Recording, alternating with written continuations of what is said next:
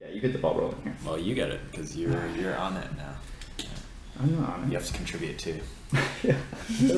I didn't mean it like that. She did, and she was correct, so it's fine. You're right. I haven't spoken in a while. What was the thing? You said intention and knowledge. She was intent, and she knew. Yeah, there was that intent. you didn't say shit for the first hour. Just meant I really liked your point. Shots were fired. I felt like shots were Perfectly fired. executed. No. I said it better myself. No, I felt. Damn it. I felt attacked, but it's okay. I think we were stronger. Okay. Okay, do you want to start yours again too? I already started. Oh, you don't? Okay, I already started too. Oh no. Okay, so we're gonna kick off part 2 now. I don't even remember where we ended. But I feel like the first half has been really kind of like quality on point stuff. We haven't really got off topic. I think for the second segment half, we'll kind of be a little looser. Maybe just talk to Sarah about some of the software lessons she's taken from some of her experiences, some of her strong ideas about things, which seems like she has a few. Yeah, so Dan, do you want to kind of kick us off? I think you want to kick us off because we were just in the middle of a conversation in the break, and I forgot what it was already. But do we want to be soft on education still, or go for it? should we just jump into it? Okay, I'm just going to ask because so Sarah asked you in the first half if you pursued any extra education in business because of the way you were speaking about it, and you said no. So maybe talk to us about like what is the kind of the pull of education? We kind of hinted that there's a little bit of animosity towards the way that it's programmed right now. I don't know. What is kind of the healthy perspective here? Healthy perspective. Yeah, like okay. You know, investment isn't education. When is there a good time to make it? What are kind of the fallacies that people are subject to when they're thinking about it? That's an incredible question. There's so much to the answer of that. So we'll try and get through it. I'll try and stay on topic here. Second half, you don't have to stay on topic anymore. But yeah, okay, please. Great. We're gonna be here all night. So staying focused on what my journey was. The first part of my education, the only part of my education, was very focused. So there's certainly some professions where education is the entire essence of who you become, like nursing and law and, you know, becoming a doctor, massage therapist. Like, it's a very specific education that you receive because you need those specific skills to do the job that you're going to do. And in those situations, education is super, super important. But after my nursing, I didn't finish my degree. I pursued business, but I didn't go back to school to get any sort of degree. And that was a really scary decision, and it was frowned upon by most of my plus 40 family members, age plus 40 age. Like, it could have been size. I don't know. So my older generation of my family were definitely concerned because back in their age, it was so important. A degree meant employment. And I think we're at a spot, we're right, like we talked about earlier, like we're still in the early stages of that change happening. We still have a lot of management and C-suite staff that are of the generation that's important. So I see that as a roadblocker for people in hiring, because they still, from the top down, those people still care about those pieces, but it's changing and it's not so important anymore. And sometimes that money and that time is better spent in some of those, you know, volunteer situations or early employment situations. So like myself, I didn't go back and do a business degree or something like that. And I got a lot of pressure from my family, and lots of, you know, you're a quitter, you're not gonna get a job. If this doesn't work out, you're not gonna find an opportunity, you're gonna be unemployed, you're not gonna be employable. But that piece of paper doesn't equal employability anymore. It's a lot to hear from 40 plus people. Yeah, it is. Yeah, no, definitely age. That was quite the crowd. it was really discouraging. And what was important for me in managing those opinions was just understanding that they don't understand today's situation and economy and what's important now. So it's important to not tailor your decisions based off of what people who don't know the current circumstances, what their opinion is on it. When our parents went to school, when their parents went to school, it was really important. That degree was super important because it meant employment for them. And that's just not the case anymore. And yeah, it's a tough spot to be in. Do you want to give us that formula that you... Wait, before that, I just want to jump in and comment on the comment that you made that, actually, I probably just thought of that as you said it, but that, you know, your parents have certain values and that's one thing, but often the people running the organizations that people are trying to get into now are people that are our parents' age, yeah. and that they have that same value set and they're now propagating that kind of downwards. Yeah. So I do find that really interesting. But I do think that what you said about where to look for a source of expertise or authority should be determined by the likelihood of that person's kind of knowledge of the situation. So please carry on with your... Well, I think yeah, because this really ties into our critical thinking episode well too. So awesome. Yeah. So yeah, my partner and I have this this slogan of how to weigh people's opinions, and it is based off of knowledge and intent. So if they have both are good, then that opinion weighs heavier than someone who doesn't have a lot of either or has one but not the other. So just being able to separate those pieces and really understand where that person is coming from and what their intention is and how much they know about the situation to be offering an opinion is really important, because a lot of people our parents' age have really good intentions, but they don't have the knowledge of today's age and what's happening in today's economy. Right, which I think we kind of ran into this for the critical thinking episode as well. It's just that as a student or as a younger person going in, you kind of assume that your parents know, right? So how can you, like, what are you supposed to think about to be able to like break through that barrier of you don't know what you don't know, right? Like, is there a follow-on formula to that beyond to be able to figure that out? Because I think that's the challenge, right? It's like, yes, I agree if their intent is good, but they don't know, but I don't know that they don't know. So you should just take the derivative of the intent. Yeah, probably. Yeah, something. I don't know. I don't even have do math. We don't go to school. I think like these situations, they just get tracked so far back. Like the earlier you are exposed to some of these concepts, the better. Like the more knowledge you have to, like, the more situations you're in to hear this kind of advice at a younger age, the more you can kind of have that in the back of your mind and start developing that perspective. Perspective is a big word. Like, I think that's what's important here, is just having a perspective, having, you know, situations build that side of you so that you can gain that perspective. And then you have that ability to step back and be like, okay, you know, it's obvious that life has changed. The economy has changed. Situation has changed from when our parents went to school. You don't need to have, you know, a degree in that to know that things are very different. So the fact that degrees are important to your parents, but maybe not so important to you, it should be, you know, not too hard to come across. I think being in progressive situations like tech conferences or just conferences in general, you know, there's relatively cheap admission fees. You can work there and get a free entry and get paid to be there as a volunteer and listen in on some of those conversations. A lot of the information that I learned was from those kinds of conferences, hearing these like progressive minds talk.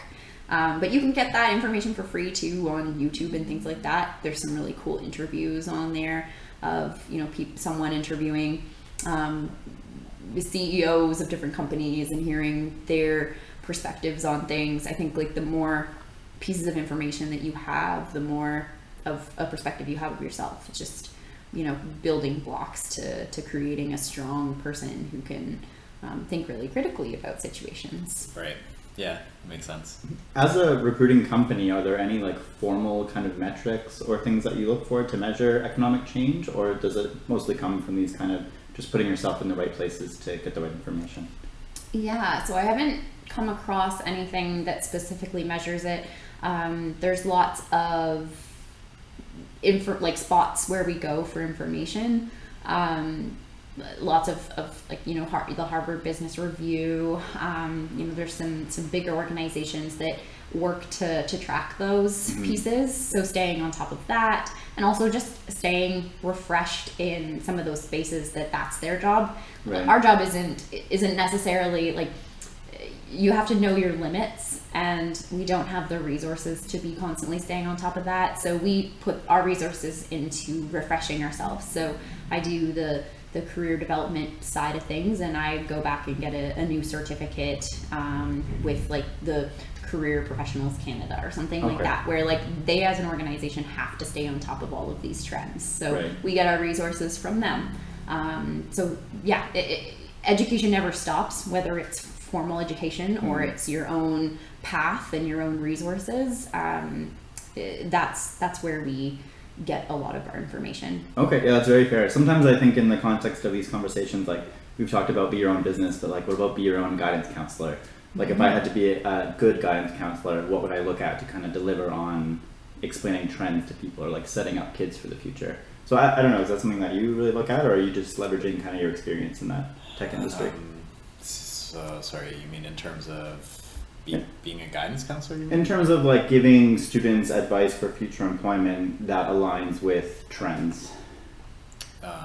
So you're asking like what information I have to be able to do that? Yeah, like how do you make sure that you're on top of the trends or like giving accurate details? So I mean, I think you have to be like plugged into the industry and the system and all that kind of stuff, and be able to, I mean, just talk to people, right? Like I'm sure Sarah talks to people all the time, and I do the same thing. So it's just about having conversations at a certain point. I mean, this is what networking is, to bring up that point again. Just getting out there and starting to talk to people and figure out what's going on, right? I mean, keep in touch with a lot of people, even from past jobs or whatever, to just talk to other people. I mean, that was a huge thing with working at BlackBerry, right? I mean, sure, it exploded on the hardware side. I mean, in a bad way. I mean, everybody went everywhere, but that just created my network, or expanded my network even more, because all these people went to all these different places, and I mean, we were benefiting from that when I was at Swift Labs. Like all these other people that needed help with design or whatever, they would just come back to us. Right. So now you have their network, and you start just getting plugged in everywhere, right? So it's a little bit of that. I mean, I don't necessarily look at like formal research papers or certain anything like that right now, but I think you start talking to people, and you start figuring out what's going on, right? Okay. Read the news. It's oh man, our bosses say that all the time. Yeah, honestly, there's some diamonds in the rough. I know there's a lot of garbage. Having some good resources. There's a really good news article, or like a news company that puts out. I can't remember it now. I'll have to come back to like that. An aggregator? Yeah, no. I'll have to look it up and mention it next time. Okay. But no, you know, really informal, maybe a little more business oriented. Like there are certain resources or organizations that tap into economy specifically, and I would suggest kind of knowing what organizations focus on those trends, and then just having a finger on the pulse. So yeah, some really good like news organizations that put out articles about those kinds of things. There's a recent one, The Great Resigning. Pandemic resignations? Yeah. I felt the pull towards that. Huge. Now that companies are saying, all right, pandemic is over, even though it's not, come on back to work. We want you back in the office. And there's a lot of people who say, you know what, there's way better opportunities out there for me, and I don't need to stay at this job anymore. I want to find a remote opportunity. Like remote work in general has really changed the face of employment. You can work wherever now, and you can be a little more competitive, and it puts a little bit of fire on the companies to stay on top of that. Yeah, they're not going to get as good talent if they want to stay local, because a lot of the good local talent is finding employment from some of the remote employers. We were working with Cisco Meraki in San Francisco, and they were hiring in Canada.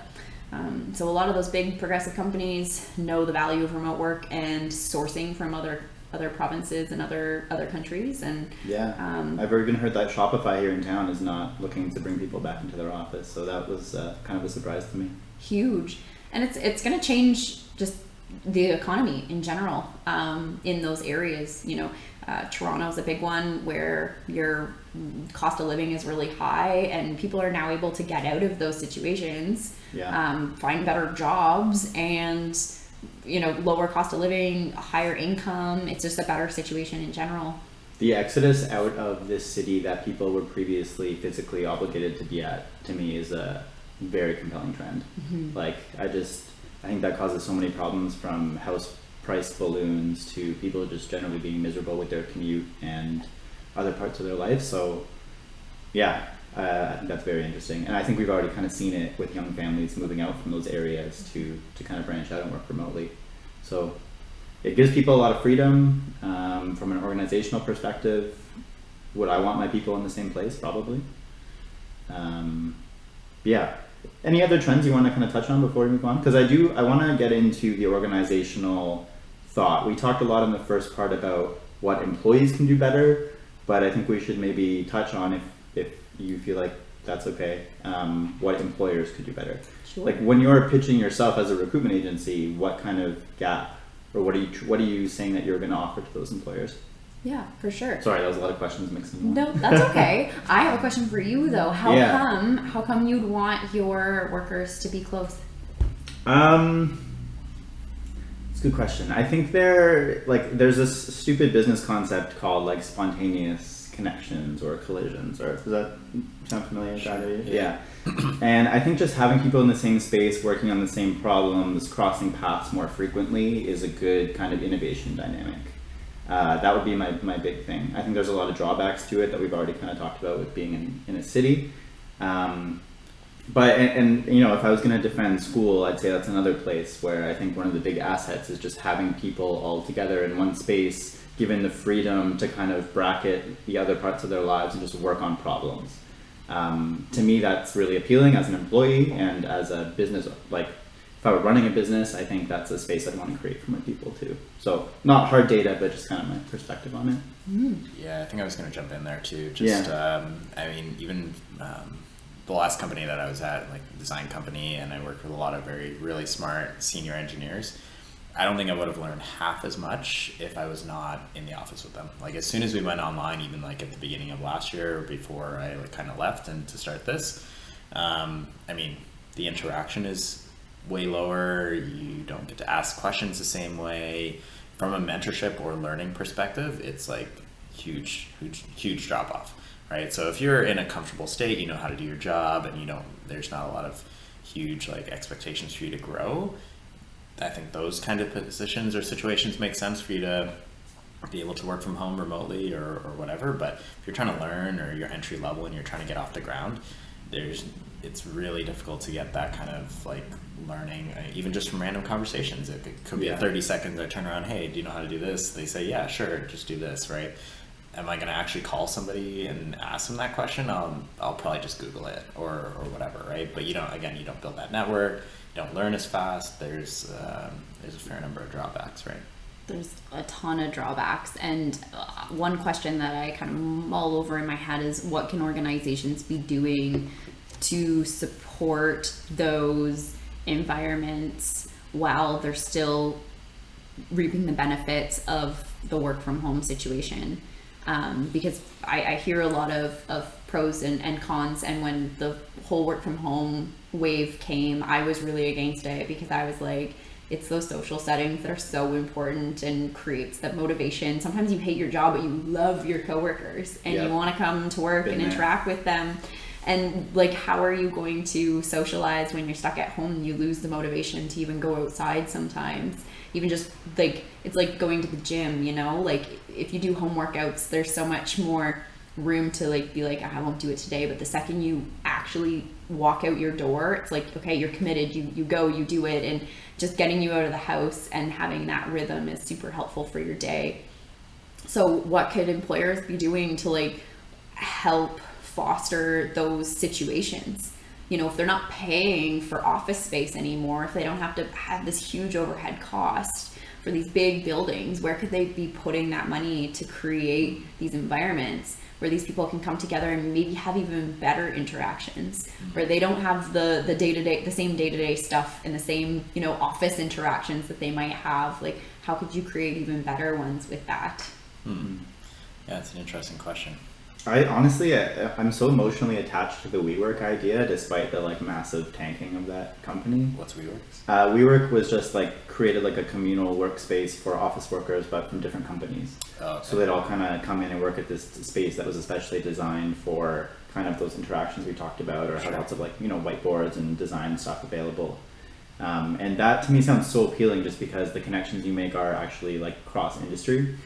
But I don't know, maybe it's still in the works. I know that particular example didn't work out so well. So yeah, I mean, like maybe this is an opportunity for like VR or like one of those like virtual reality kind of situations where you're still there, but. Did you see Mark Zuckerberg present that? Did he do that? He did. Oh. Yeah, he did. Okay, never mind. You are underemployed. Just a little 6 months earlier. later. Just a little earlier.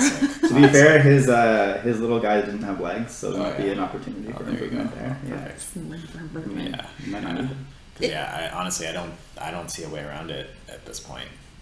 I definitely wouldn't have learned half the stuff I learned if I couldn't just turn around and say, hey, how do I do this? Yeah. Even just having a face to the name. Like, I think of all Yeah. those people who are entering into a company and are just a name on a Zoom screen. Like, how do you... You started work in the past 2 years? I can't imagine. So Yeah. hard. So much of my progression in my career was my interactions with the CEO when I was walking down the hall to the break room, you know, Right, like yeah. bumping into them. You don't just go and like pointedly knock on their door and be like, let's have a chat. I want you to know who I am. Right. Like, And you that's know. the online equivalent, right? Like that's basically what Exactly. you'd be doing. Yeah. Exactly. It's really hard to have those situations. And then there's so much pressure to contribute on those Zoom calls, and you're competing with everybody else. And it's really hard to stand out. It's hard to, you know, be known by the organization. So it's really disrupted some of those areas. And I definitely don't have any solutions, but it's a great bed for conversation to happen, because change definitely needs to happen for that. There's some spots for innovation for sure. Yeah, definitely.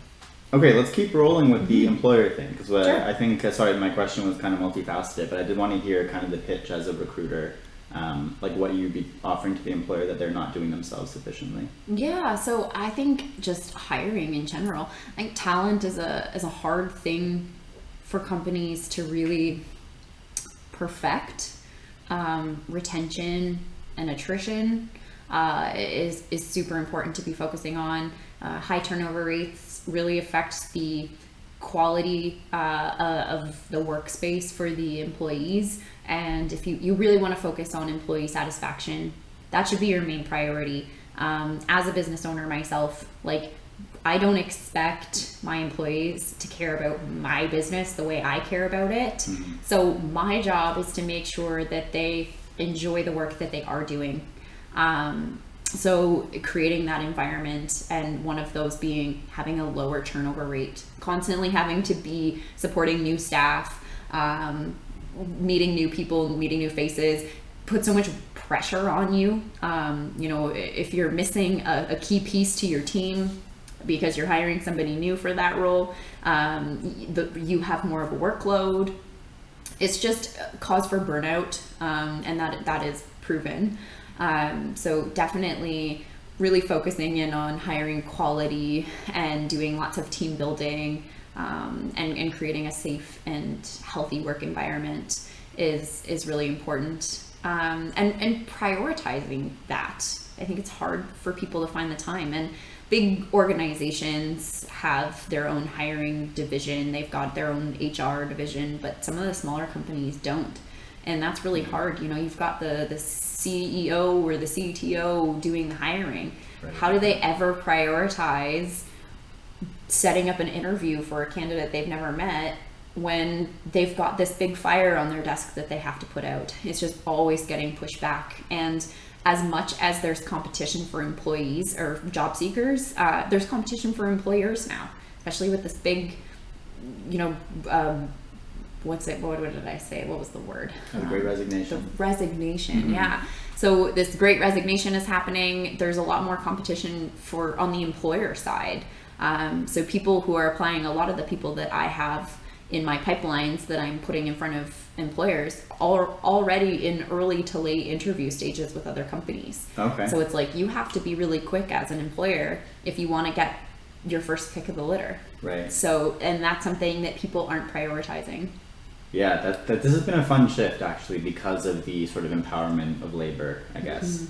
Something I wanted to kind of ask you too, depending on how many different fields you have experience recruiting from, does that kind of supply-demand dynamic play into... I had this conversation with an engineer the other day. No offense, Dan, but something that bothers me a lot about engineers is that... I'm not an engineer. I have that on oh the yeah, record. sorry. Business owner. Yeah. Is that I think engineers sometimes graduate into a situation of high demand for their skills, and then they generalize the employment advice they give to people who are not in high demand. So, an engineer going into an interview and a waitress going into an interview are not really coming with the same degree of labor power because the waitress is much more easily replaceable than the engineer. So is that something you factor into your kind of recruiting or something you thought about, or? Yeah, for sure. Yeah, and a great point. Absolutely. I mean, waitresses are in high demand right now. Restaurants have a huge shortage. But yeah, and that's why it's really important to be staying on top of trends as someone who is offering that information. You don't want to be giving bad advice. And we were chatting about this earlier off record, just about guidance counselors in high school not giving accurate information and passing on information that is old and getting into a market that's oversaturated and not being able to find that kind of employment. So for sure, the person who's offering that advice should be educated in that area. But regardless, you've got your own strings to pull, I'd say, and employers should the shift has to be on the employer side.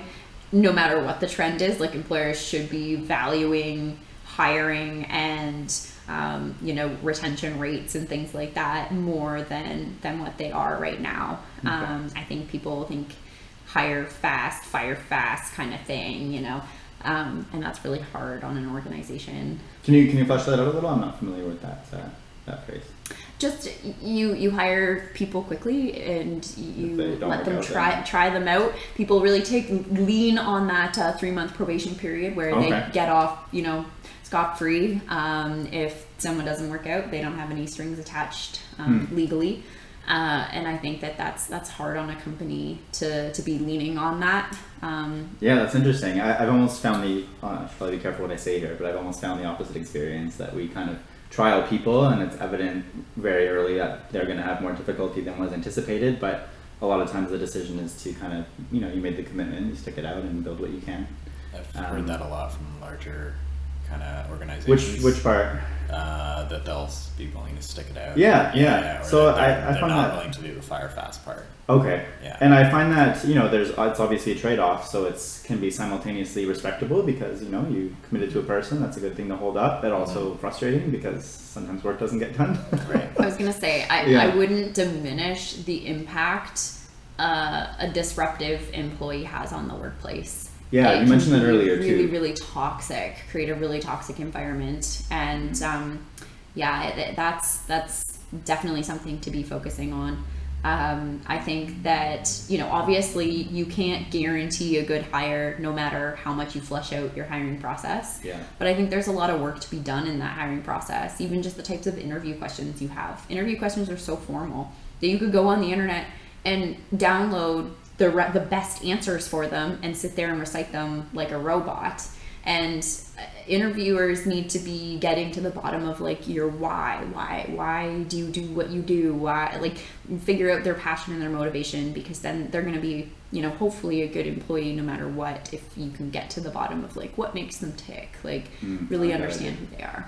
psychoanalyze them. Yeah, a little bit. There's some new technologies out now, actually, that Ooh, offer that's a bit of a psychoanalysis. So there's some companies out there that offer that as a service for people. You can get them your candidates to do this online personality test. Oh yeah, I knew your personality. Yeah, but it's there's like 120 questions. It's not just based around your personality. It asks a lot of questions, and then it gives you like percentages of where you fall in different areas, and a lot of it is like work oriented versus personality oriented. Okay. Like what makes you tick, and like what's your problem solving abilities, and what's your like kind of test those soft skills basically. Right. That'd be a fun thing to figure out how to assess, actually, because I know me personally, I don't like to have a set schedule every day, and a lot of people do. I like to just kind of enter the day, and what I feel like doing at that moment is what I'm going to do. But not everybody's like that. Yeah. And I wonder if that's something you could measure. Well, yeah, I mean, that's kind of something I've been looking into as well. Like, I kind of developed my own little personality test kind of assessment for interviews now too. I mean, I generally was doing an interview style where it was non-technical for the most part, because even when I was hiring like technical people for like electronics or like hardware stuff before, I almost exclusively stopped interviewing like upper year students and also on the technical side, because most of them, they don't get taught the stuff that we were looking for anyway. So like I could ask you this thing that like I think you should know, but you don't know it. And at the end of the day, I'm just gonna have to work with you for 4 months anyway. So like I'd rather know like, who are you? Can I play ping pong against you? Because it might be more important. Ping pong goes a long way at some companies, I've heard. Yeah, it definitely did. It's a super important skill. So yeah, write that down if you're listening. Yeah. Learn ping pong. The hard skills, right? But yeah, I think that's personality stuff. It's huge, and I mean, it kind of brings us back to that soft skills thing, right? Like everybody focuses on the hard skills. What's on my resume? Python, Java, whatever. Yeah. Why Are not you a everything team else? player? Do you have empathy? Are you going to care about me? Are you going to put yourself in my shoes and then work to, support me as a team member? There's so many pieces that gets sort of traded back to your personality that's so important in being a good team member, a good employee. I have actually kind of a story that highlights that, but when I was underemployed, my uncle grew up with this guy who ended up becoming, I probably shouldn't be specific about who he is, but he worked for a really prestigious health organization. And he was like, oh, I'll get in contact with him and you can go talk to him and maybe get some advice, maybe he'll hire you or something. So I actually did what you said. I put together a portfolio of like blog posts I'd done on health stuff, and I went in to talk to him. And the way my uncle described him was kind of like, he wasn't very cool in high school, but now he's very successful. And we still have this connection. And when I talked to him, my first impression was this guy is soft. And he's like, yeah, just make sure you're like really cooperative and like always trying to like help out with the next thing. And I came out of that interview like, man, like how did this guy ever get in the position that he's in? And it wasn't until much, much later that I was like, I was coming from a very like competitive, cutthroat kind of perspective. And that, was probably maybe an older mindset. I don't know, but it wasn't. His advice actually in the long term, to shorten the story, was very good. But when I was hearing it, I was like, this just makes no sense to me. So yeah. Yeah, well, I mean, I think there's still that cutthroat environment still exists, right? We were just talking to somebody who's in law. They said it's obviously still like that there. Even when I worked at Apple, same thing, right? Like everybody was on their game, doing all sorts of stuff, saying all sorts of things. I've seen that happen, and things don't get done. Well, yeah, I mean, that's politics, right? Yeah. You burn out. You're exhausted. If your competition is everybody else, you're there's no way to monopolize. Like, you are just all fighting each other and no one's winning. You're all just burning out. It's awful. And you know what? This starts in your education with the grading system. It all comes back to that. We are breeding competitive nature of having to have that to stand out or to get to get somewhere, and I think it's working against us in a lot of ways. And yeah, I see it too, you know, Ivy League schools where, you know, the competition to get those top jobs is just, the work that they put in is insane. They have no balance of work life, and the life part of your first job or your second job is so important too, because you're still learning. Like, you're still in your early 20s probably at that point, and there's still so much to learn about yourself. Your employment and your professional side is only a small part of who you are, and a lot of who you are personally directly impacts in a positive way, hopefully, your professional. Yeah. So I think like being able to balance both will help you in turn professionally as well. Yeah, and yeah, I just haven't been on both teams. I can say the cooperative environment just is 1,000 times better. Maybe I'll get my throat cut by surprise at some point. It'll be the whole team though, but that's getting their throat yeah, cut. right. Then that's kind of the point, right? Is that there needs to be this kind of communal investment in a goal or a series of goals. And you know, we do these activities now that people find corny, where it's like someone on the team teaches the rest of the team how to do something that made their job easier. And it's like, that's not something I ever would have subscribed to, you know, back when I was having that conversation with that person. But I appreciate it so much now, because it's like, oh my God, that has bothered me forever, but I never took the time to do it. And now we have an hour just to like figure out these stupid little things. And yeah. Shortcuts on your keyboard that you never knew existed. Well, I'm not 40 plus, gosh. but I mean, I just learned a few. Yeah, I was gonna say. Okay, we got a tech genius over here. played Yeah. StarCraft Okay. a few times, okay? Gamer. Yeah, there you go. Okay, so I do have a couple more questions for you just as we wrap things up. One of the ones, you made a comment about how, maybe even before the recording, about how your company hires kind of higher level personnel. So how is it different from looking at entry level, and what are the obstacles for the employees and for the employers in that situation? For more senior Yes. level, okay. Personally, that's not something I've ever considered, so I'm really, like, everything you say will be new to me. So Okay. feel free. Look for that look on his face. Like, oh. I don't know if I'm going to say anything earth shattering. But yeah, so just to give some context, you know, obviously our values as a company is still about that like labor disconnect, that labor market disconnect. Mm-hmm.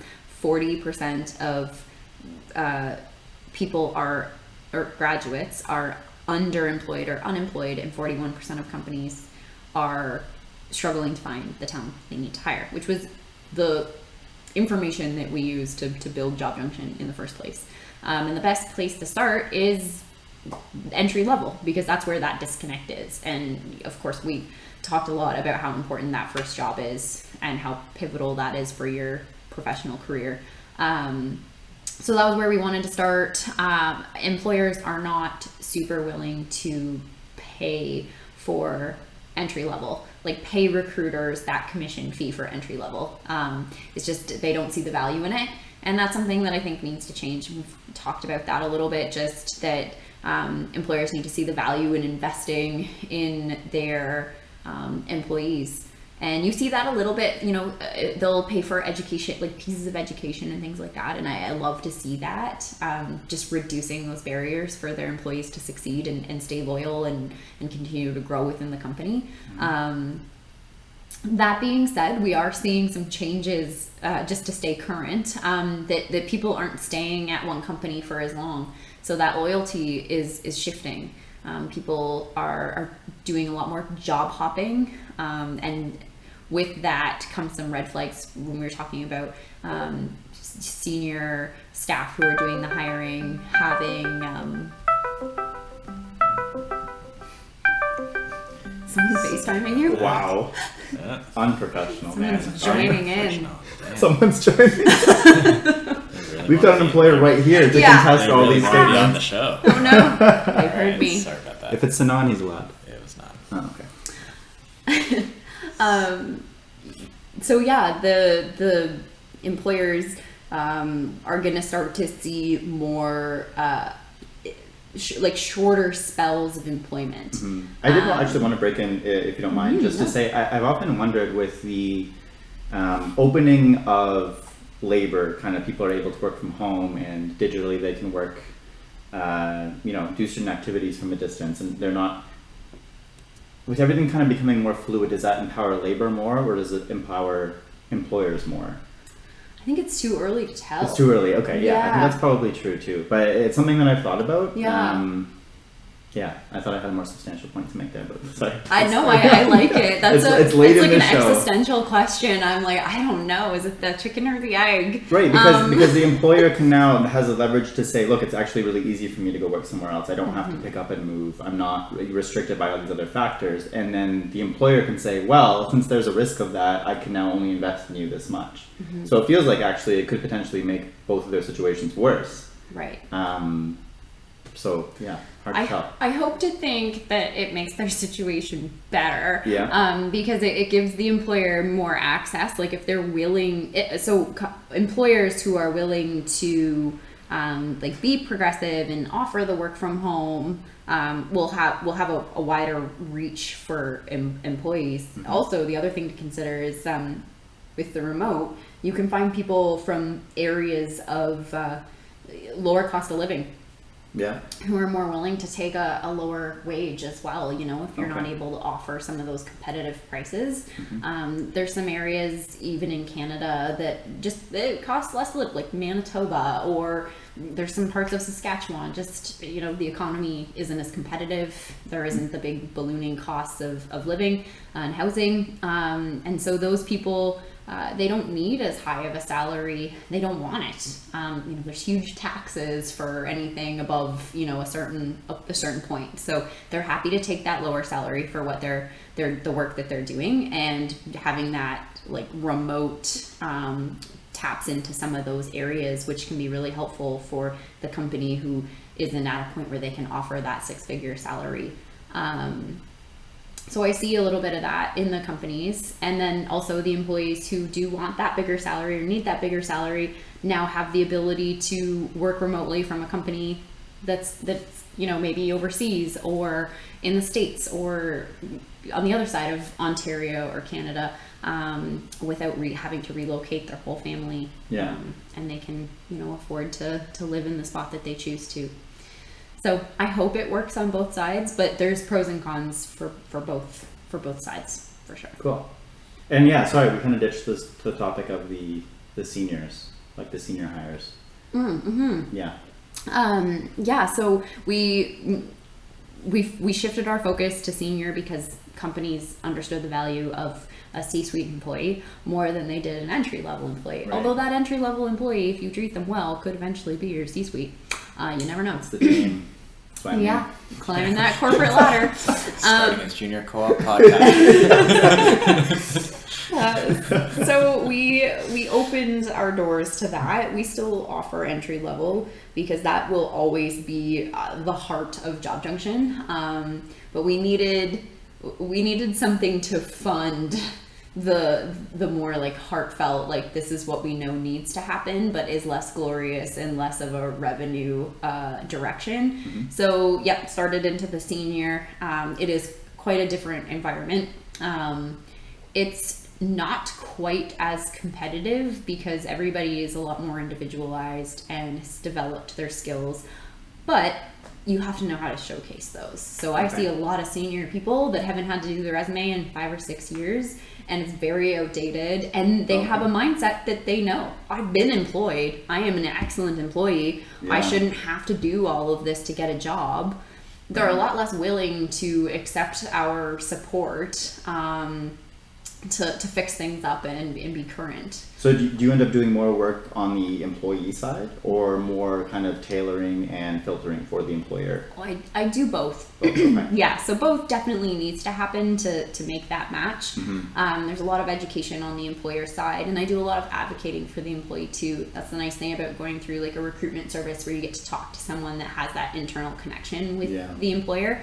I get to really advocate for my candidates, and I do a full phone screen with them and we chat, and I get a real feel for why they're motivated to apply to the job. Okay.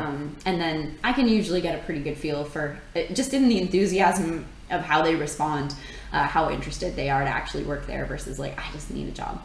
I need to pay the bills. So I can really go to bat for some of the candidates that I feel are a really good fit for the role.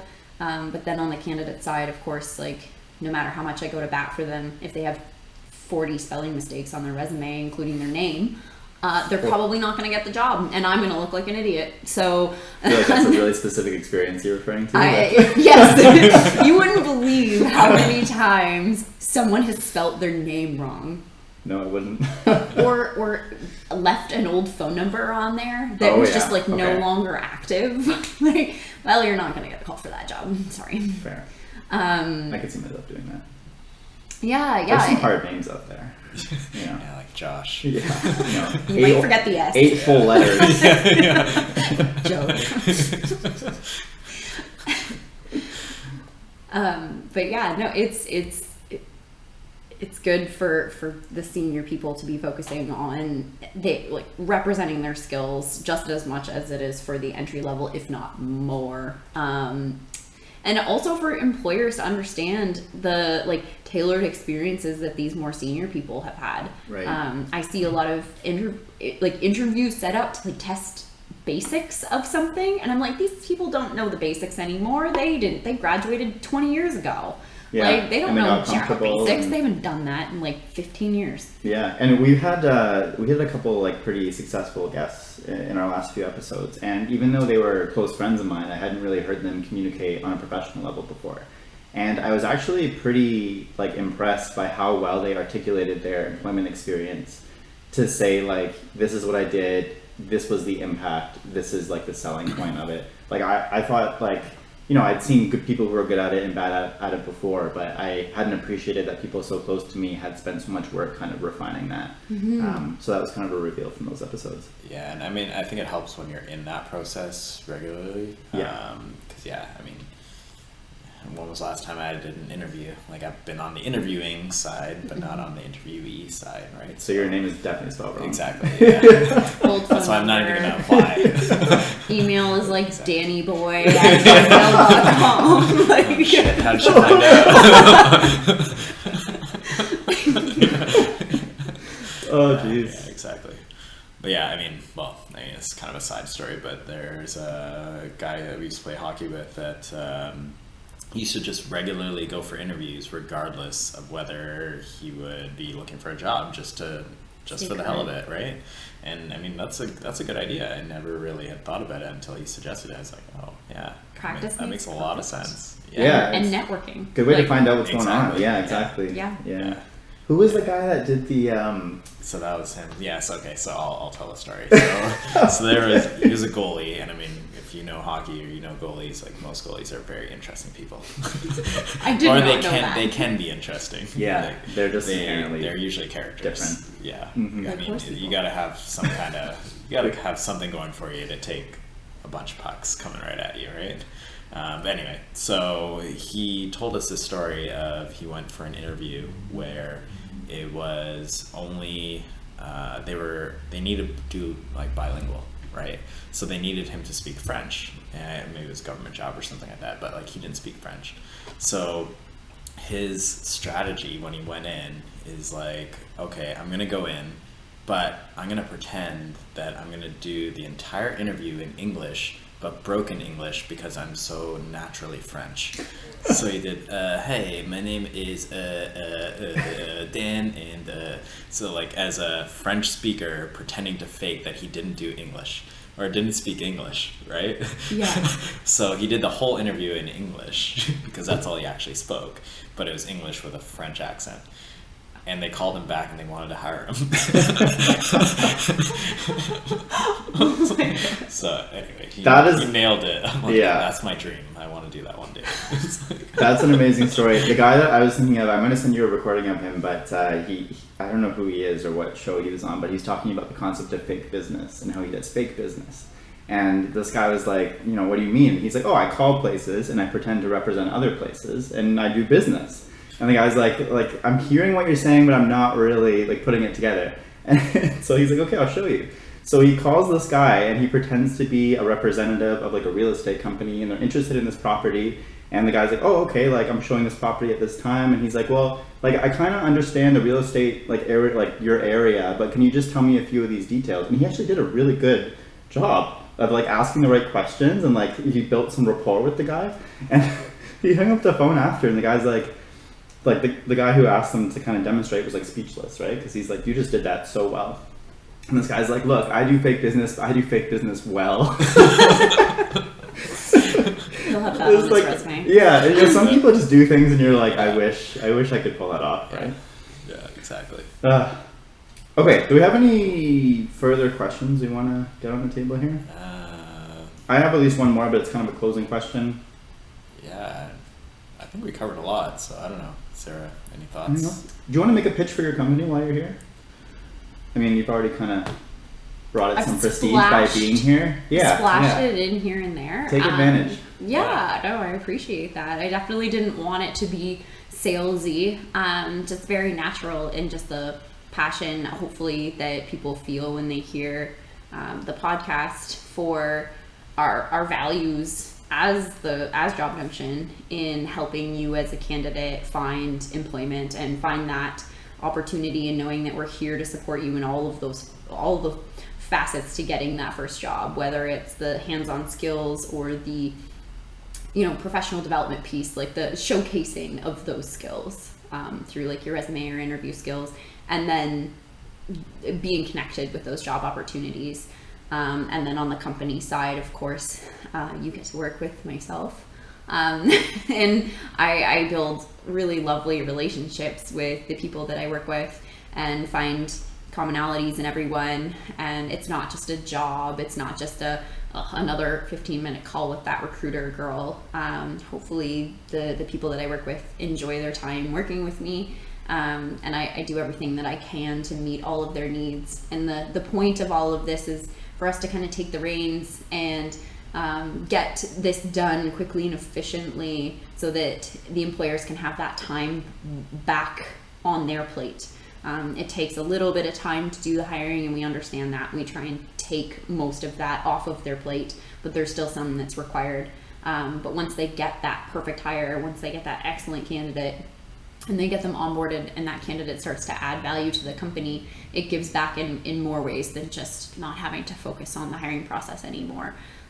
So yeah, we really hope to work with companies to meet their goals. And we really focus on those long-term relationships and building those fluctuation trends of like having to hire more and staying on top of that. Like we never want hiring to be like a reactive, everybody's burning out because they need to bring people on. They're in a really vulnerable situation. So, we offer a lot of insights around that, and we hope to partner with lots of organizations that are interested in learning about that and staying current and on top of that. And fixing that employment gap. Should be zero. Should be. Zero would be great. Yeah. Sounds nice. And keeping the wealth within Canada. I went to a conference, a biomedical conference, and there's a lot of really great companies out of Velocity in Waterloo that are very like biomed focused, and they are having to go to the States because they can't find the talent that they need here, and all of their funding and wealth is there. So if we can connect those potential candidates that will suit that role well and help bring wealth into the company, will in turn create wealth within our economy as well if we can keep those big booming companies in our areas. Let's get to zero. Love Great it. point. I almost don't even want to ask one more question. We just cut it there. It's your call, man. I don't know what the question is. Okay, I'm going to ask it, and then if we want to keep it, we can keep it, and if not. You mentioned when you were discussing your nursing career, being sort of visiting nurse, being in palliative, that there was evidence of kind of inequity in some of the situations of the patients that you were dealing with. Do you see that reflected also in the labor force, in the people that you've had to deal with there, especially pursuing entry-level jobs? And if you do, does that translate into a risk that the market for jobs today is leaving people behind? Yes. And I think a lot of that is in the education. Yes, so heartfelt. You just open a whole new can of worms. I think Josh was just too impressed with his own question. He was fist pumping himself. He's like, oh yeah. No, I was responding to Dan giving me this like fatherly look, and I was like, what? But clearly we all interpreted that under our own lens. That's great. Look how creative we are. We are. We have intent and we have knowledge, and we're not afraid to use it. It's true. there you go. So listen to us. Okay, so back to the question. Yeah. Sorry, it was kind of a serious question. No, that's okay. Yes, I think there is a lot of inequity. I think it is really challenging, and I think that the onus is on employers to be picking up that slack. And to see the value in the underdog. There's a lot of, like, back to that inequity. Not everybody has equal access to education. Not everybody has equal access to those, volunteer opportunities. Not everybody has those connections through their family that's going to get them that first job. There's a ton of inequity. And if I could get to the root of it, it's just be resourceful, be creative, be outgoing, take every opportunity you can. Don't be afraid to take new opportunities and meet new people and network. Build your social media to tailor your professional personality, and do your best to network. And you don't need to pay a lot for it. You can do a lot of networking even on LinkedIn, and LinkedIn is free as long as you're not using one of the pro accounts. So take advantage of all of those pieces. YouTube is free. Learn as much as you can from YouTube. You have to feel empowered and get into that mindset that you have everything at your fingertips, regardless of your circumstance and how much financial access or geographical access you have to some of these things. There's so many tools out there, and thanks to the technology and the internet, we all have, or most of us have, access to at least that at a library, at a friend's place. Maybe you have your own, but really taking advantage of that and putting time and effort into it. I feel like people don't even think. It's back to that, like, how do you know if you don't know? And I think people are just really stuck in their day-to-day, and they don't think to be using that as a tool. So I hope they stumble across this podcast and think to, do some more research and use the internet as a tool to diversify themselves and build their opportunities. But yeah, back to the onus being on the companies too, to really understand that and tailor their interview processes to those soft skills, because that one person that didn't have the fanciest school but had a really hard life and really developed themselves well and will make a really great employee because they're super compassionate and empathetic, that's the person you want to hire. So yeah, there's a lot of change that's still to come, and I see a lot of progression. We've come a long ways, and I think we're going to still see more, and my hope is that we'll see a better connection between those and more equity in that labor market. Awesome.